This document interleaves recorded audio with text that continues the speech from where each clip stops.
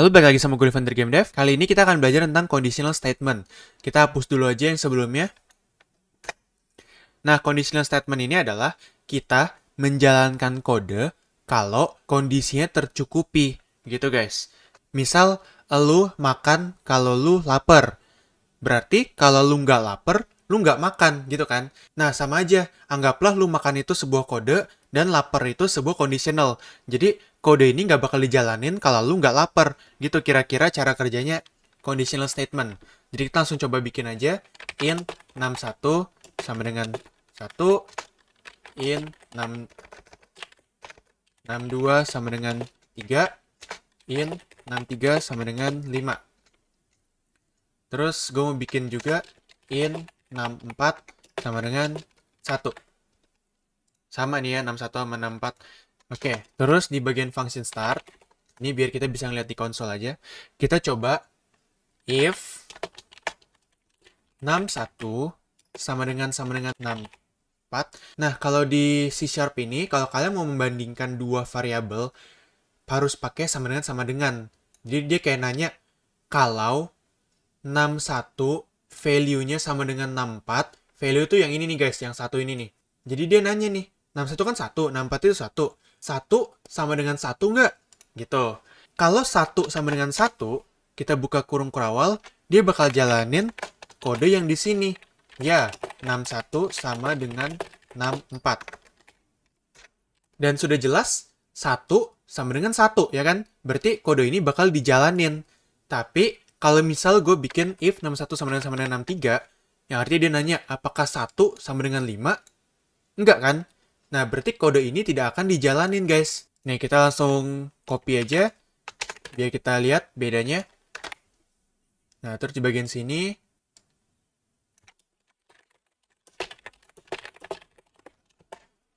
Oke, kalau gue bikin begini, seharusnya yang ke-print cuman ini doang kan? Karena yang memenuhi kondisionalnya cuman yang ini doang nih, yang 61 sama dengan 64. Kalau yang di sini, dia tidak memenuhi guys, karena 61 tidak sama dengan 63, gitu. Maka kita coba play, dan yang ke print cuma yang ini doang. Karena ini doang yang kondisinya tercukupi, gitu. Nah, sekarang, selain pakai sama dengan, kita juga bisa pakai lebih besar, lebih kecil.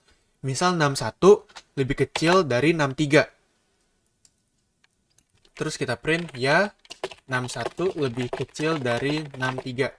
Gitu guys. Kalau kayak gini, seharusnya dia ngeprint dua-duanya kan, karena memang 61 itu lebih kecil dari 63. Karena kan 61 itu 1, 63 itu 5. 1 lebih kecil dari 5.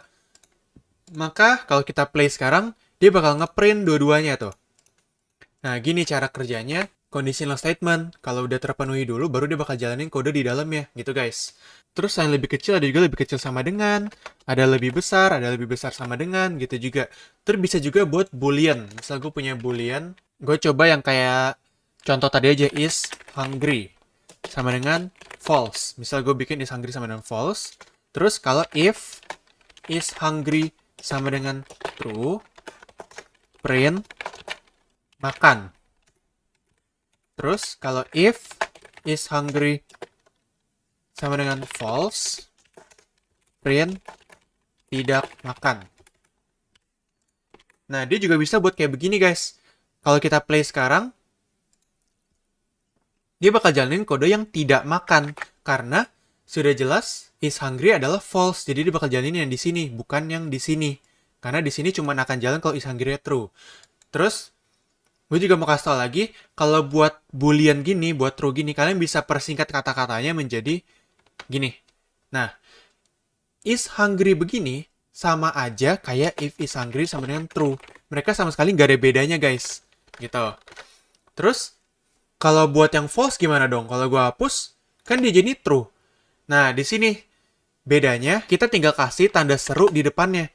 Dengan begini, tulisan ini sama persis kayak is hungry sama dengan false. Gitu guys, nggak ada bedanya. Bener-bener sama persis, cuman biar penulisannya lebih cepat aja, lebih singkat. Gitu, oke? Nah, terus buat if ini, dia juga bisa banyak. Bukan cuma satu, misal conditionnya kita mau banyak nih. Kita mau ngeprint ini, bukan cuman dengan kondisi ini. Kita juga mau ada condition lain. Selain 61 harus sama dengan 64, kita juga mau 61 lebih kecil dari 63. Gitu, jadi pakai dan, yang artinya kalau 61 sama dengan 64 dan 61 lebih kecil dari 63, barulah kita jalanin kode ini. Gitu. Begitulah cara implementasiin multiple condition. Terus ada juga pakai atau. Nah, gini lambang atau nih. Lambang atau nih kayak begini. Bedanya atau sama dan, kalau dan itu, lu harus semua conditionnya tercukupi. Baru kodenya jalan. Kalau atau, lu cuma perlu salah satu aja tercukupi, kodenya langsung jalan. Begitu guys, bedanya dan sama atau. Oke? Nah, sekarang lanjutannya, selain if, kita ada lagi else if. Bedanya else if itu dia kayak, misalnya gini, kalau kondisi ini nggak tercukupi, maka dia bakal ngecek lagi selanjutnya. Jadi ini gue hapus dulu aja. Misal, kalau ini nggak tercukupi nih, dia lanjut nanya lagi. Else if 62 lebih kecil dari 63. Nah, gini deh guys.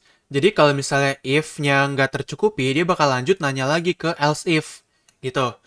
Dia bakal lanjut lagi, print 62 lebih kecil dari 63.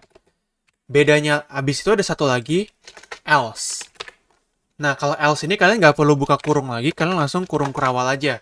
Kalau else ini bakal dijalankan jika semua kondisi di atas tidak ada yang tercukupi. Jadi misal, ini tidak tercukupi, lanjut ke bawah. Ini tidak tercukupi lagi, lanjut ke bawah. Ini tidak lagi. Ya udah, apapun itu, dia bakal jalanin kode ini. Kode ini bakal jalan kalau condition di atas tidak tercukupi. Gitu guys. Bedanya if, else if, sama else. Dan perbandingan-perbandingan di kurungnya ini. Nah, ini kan kita udah belajar tentang if nih. Sekarang gue bakal ngajarin lagi temennya if, yaitu switch case. Jadi ini gue komen aja. Cara komen itu kalian select semua, Ctrl KC. Gitu cara komen di Visual Studio di Windows. Kalau di Mac kalian Ctrl/, oke? Nah, sekarang temennya if adalah switch case namanya. Switch.